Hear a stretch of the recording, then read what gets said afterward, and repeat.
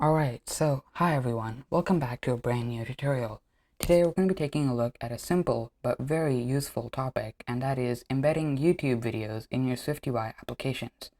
This can be very useful in numerous cases, such as when you want to embed some sort of tutorial like this one, or maybe some sort of yoga videos in your yoga app, recipe videos in your recipe app, etc, etc.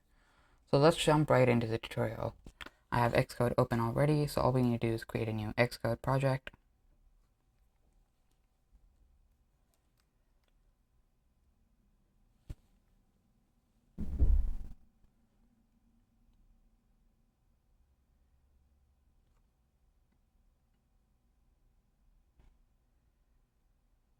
Alright, it finally loaded up. I'm going to pick the multi-platform app template, but let's say you're still on Xcode 11, I think, with iOS 13.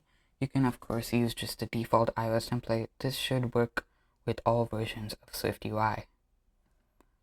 I'm just going to call this YouTube embed, but of course, this is going to be whatever your app is in this case. I'm just going to save it to my documents.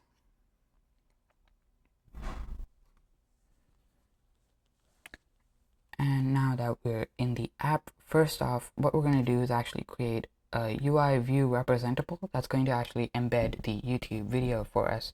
And so we can reuse that UI view representable in our other pages or views, so it's easily reusable and easily attainable as well. So really quick, I'm going to create a new file. It's going to be a Swift file. And in this case, let's just call it video view. I'm going to remove the foundation tag. It's going to be SwiftUI import instead. We're also going to import WebKit because that's the framework that's going to help us embed this video in this UI view representable.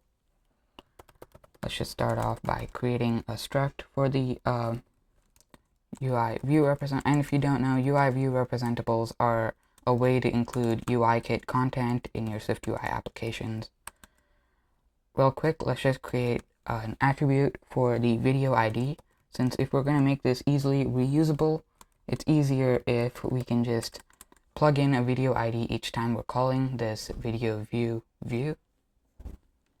We're also going to need two functions that are default in every UI view representable to set up the view. For starters, we're going to call func make UI view. It should already set that up for us. But instead of having some UI view here, we're going to clearly define the type to be WK web view, WebKit web view.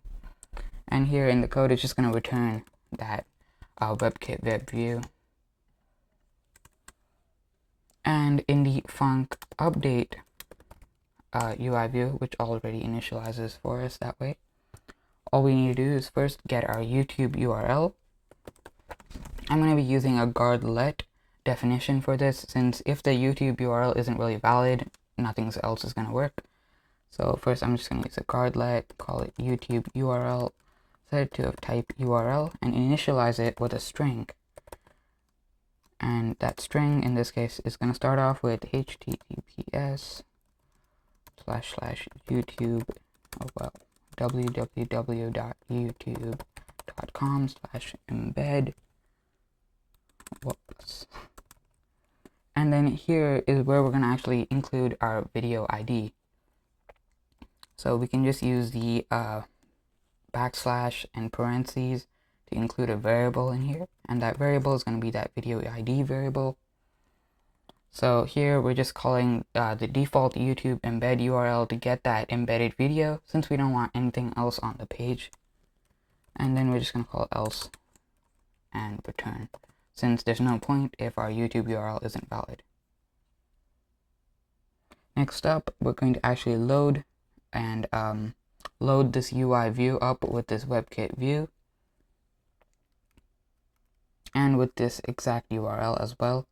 But before that, let's just really quickly add this one parameter, or this one bool that makes our experience a lot better, and that is scroll enabled. This is going to make sure that the web view isn't really scrollable, so it's just a strict embed. And now I'm just going to load in that URL.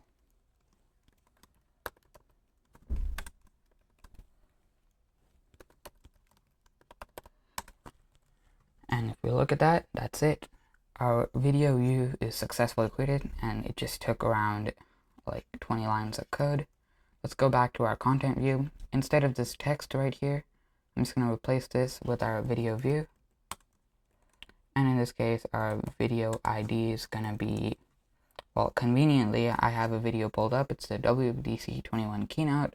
I'm just going to copy that video ID at the end of the URL. Of course, if you're using this in another app, you might want to use an API to get those URLs, etc. But in this case, I'm just going to plug it in manually. And now what we can actually do is just run it on an emulator and see how it looks.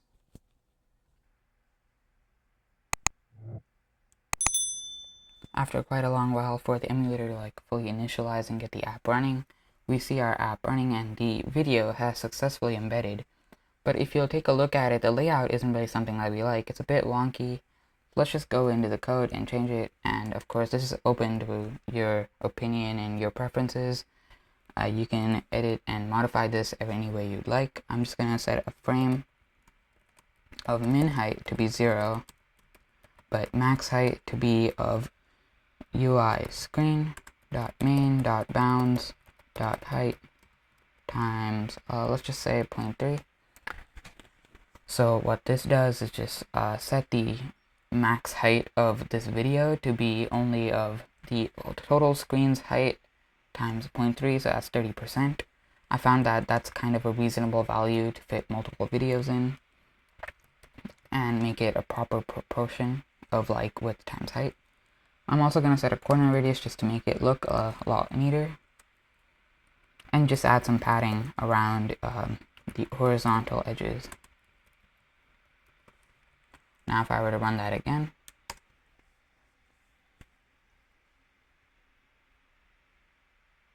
as you can see, our video has completely loaded now, and now it looks a lot more presentable than before. And if I hit the play button, the video successfully loads in the iOS default video player, and it looks great. And yeah, that's about it for this video. I really hope you enjoyed it. It was quite short, like I said at the start, but I think it should prove useful for a lot of people who are looking to embed these YouTube videos in your applications. I really hope you enjoyed it. Thank you for watching. Be sure to like, share, and subscribe if you like this sort of content and want to watch more tutorials just like this. And see you in the next one. Bye.